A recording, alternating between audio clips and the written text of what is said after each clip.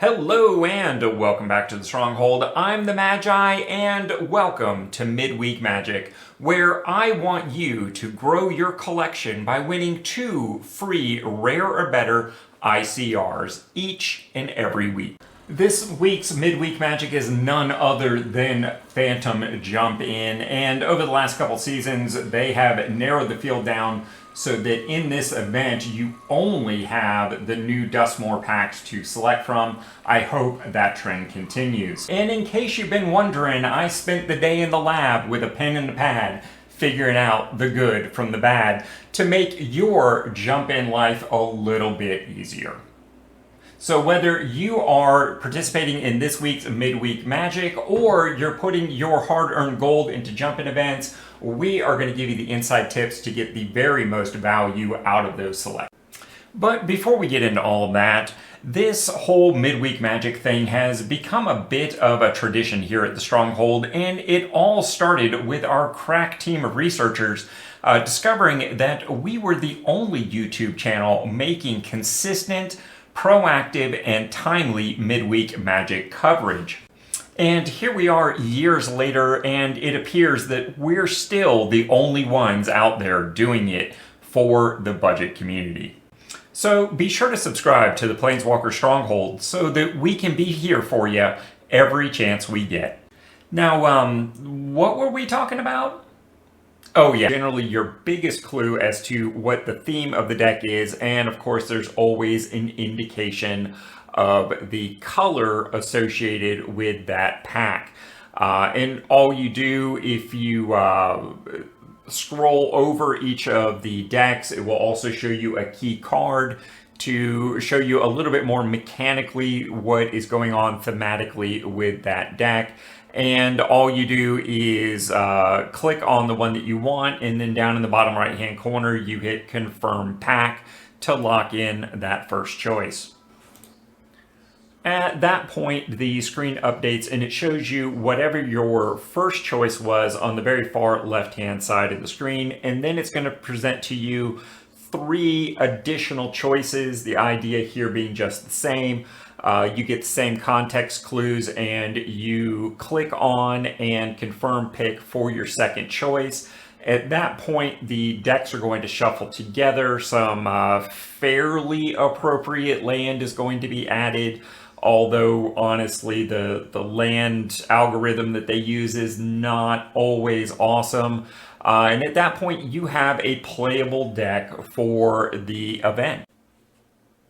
When I'm doing evaluations, I like to use what I lovingly refer to as the Eastwood rating system, breaking your choices down into 3 easy categories: the good, the bad, and the ugly. In order for a choice to get a rating of good, it's got to be above the moving average of all of the available choices.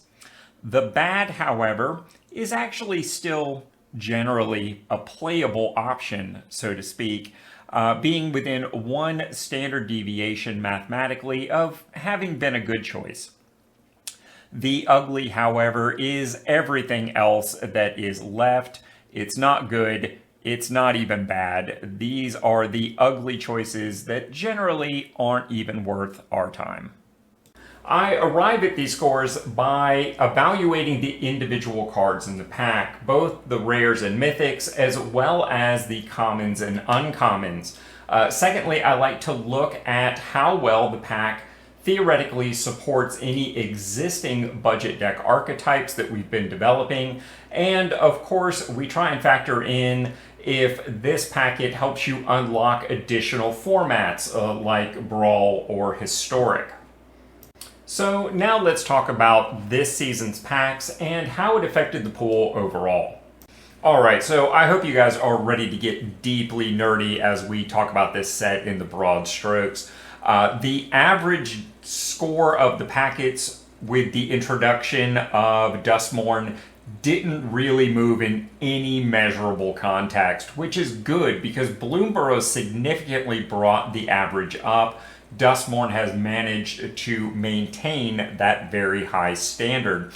We did, however, see the standard deviation drop just 1/10 of a point. And honestly, that is kind of what we would like to see at this point in the season. Long story short is this makes our tier 1 good decks a little narrower and our tier 3 ugly decks a little bit narrower, and leaves more in the middle there at that tier 2 bad but still worth considering.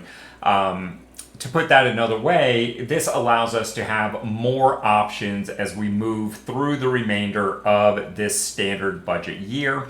And with the foundation set due out in, well, November, right around the corner, frankly, this is a very good place to be. When all this adds up and I look at my personal selection history and my current collection, I'm a little over 93% sure that when I sit down and do my first Duskmourn jump-in event, that I will add something I want to my collection. And let's be honest, that's exactly what jump-in is all about. Now, if you're a little bit of a math nerd like me and you'd like to know more about where these numbers come from and how they're figured out, I did do a video a while back breaking it all down, or you could just trust the math. Alright, so now let's get into some of the pack specifics from Duskmourn with Manifest, Survival, and Teeny. All jumping straight to the head of class here. These are the best decks out of the Duskmourn editions, although it is just a small portion of those good packs that are still out there, ranging from dinosaurs all the way down to outlaws. In fact, outlaws and lizards have jumped from tier 2 to tier 1 this season because of that previously mentioned decrease in the standard deviation. Basically, they didn't really get better, but the background around them shifted just enough to tip them into tier 1 contention. Now, as we transition to talking about the tier 2 and I quote bad decks, I'm really just going to highlight some of the changes and of course the new packs because, well, as I said before, this category is pretty big. First off, we've got Mice, which I needed to downgrade from being a good pack. That deck just ended up looking different than what we expected at the beginning of the season, and the rares that are in the Mice jump-in pack just don't significantly contribute to any sort of budget-playable Boros Mice deck. Frogs and Disguised, on the other hand, made the opposite journey. They moved up into tier 2. Frogs, again, because I kind of misjudged that deck, it ended up being a little bit better with a little bit more budget deck potential than I had originally thought. And of course, Disguised is now bolstered a little bit by the reiteration of its mechanic through Manifest Dread. Crafting also moved up, but that was more of a benefit mathematically from that previously mentioned standard deviation issue. When it came to new Duskmourn packs in this tier 2, Life, Eerie, Summoned, and Sacrifice all fell into this middle-of-the-road category. Sacrifice is suffering mostly from the fact that we don't have a black-red Sacrifice deck at the moment as budget players. So I wouldn't be surprised to see that potentially go up, particularly with the release of Foundations, which might feature that as an archetype. Now, for those following along at home, this means that we had a pretty even 3-4-3 split. 3 in the good category, 4 in the tier 2, and then 3 ugly decks. Delirium, Revives, and Rooms, unfortunately, all made that ugly list. I will try and avoid picking these up, and I recommend you do the same, at least for the time being. So there you go, guys. As always, these are just my thoughts and opinions on these jump-in packs and the jump-in environment as it affects us as budget players. I'm always interested to hear your experiences and your thoughts on these, so get in the comments down below. Let me know what you think. And hey, just in case you didn't catch all that, Matt would like you to know that the deck list that we discussed in this video is going to have a link down in the doobly-doo to take you over to Aetherhub, along with a link to any other alternative list that you might wish to consider. He only asks that you give it a little thumbs up when you're over there checking out the deck list. And I plan on live playing this event on Wednesday at 11 a.m. over on my Twitch channel. So definitely stop in and check it out.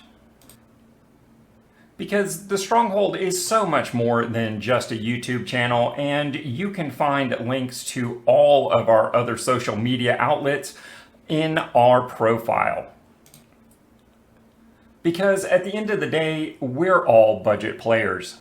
And as a community, we're stronger together. So like, comment, subscribe, follow, do all those things to show a little love. It's appreciated more than you know.